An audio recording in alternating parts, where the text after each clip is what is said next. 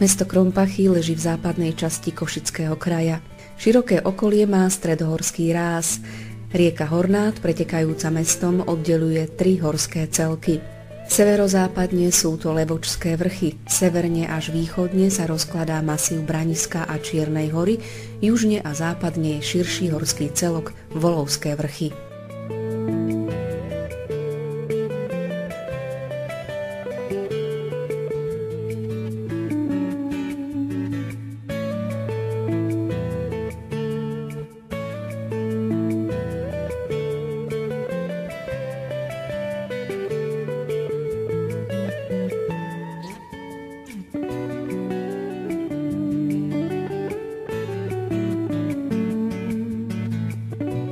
Prvá písomná zmienka o meste pochádza z roku 1282.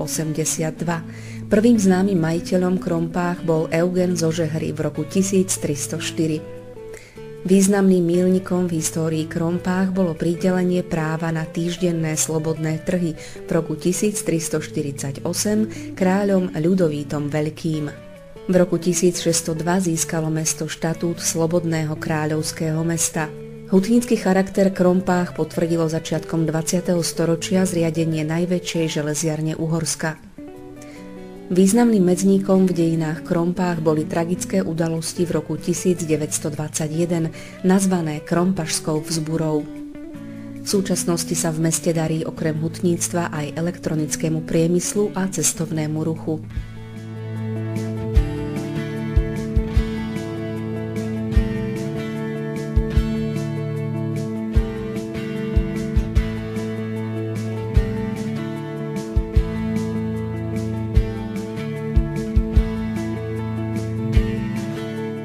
Mesto je bohaté na sakrálne, svetské i špeciálne technické pamiatky. Nachádza sa tu rímskokatolícky kostol svätého Jána Apoštola a evangelistu, ktorý bol postavený v roku 1774.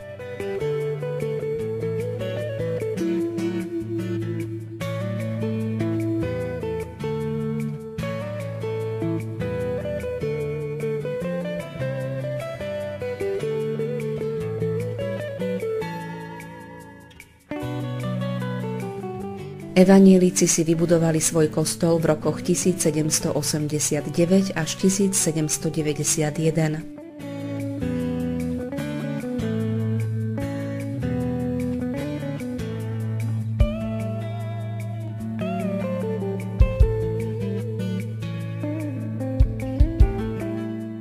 Medzi významné stavebné pamiatky patrí aj baroková kúria postavená v druhej tretine 18. storočia či pamätník Krompašskej vzbury odhalený v roku 1971.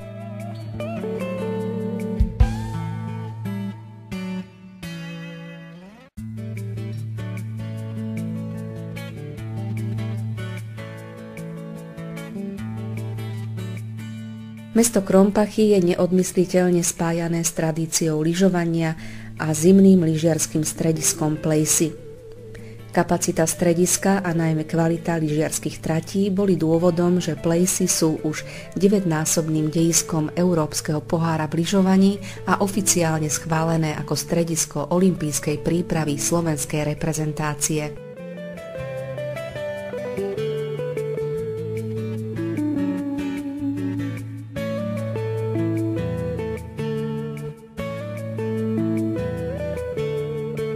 V oblasti športu sa v Krompachoch pravidelne organizujú aj ďalšie významné podujatia.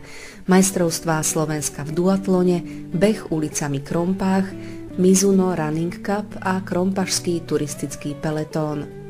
Aj kultúrny život je bohatý. V meste sa pravidelne organizujú podujatia ako kultúrne leto mesta Krompachy, Krompašský jarmok, Európsky tanečný festival Štvorilka s pokusom o zápis do Guinnessovej knihy rekordov, medzinárodné majstrovstvá vo varení a jedení brinzových halušiek, medzinárodný folklórny festival Ozveny rodnej zeme, Deň matiek či Vianočné trhy.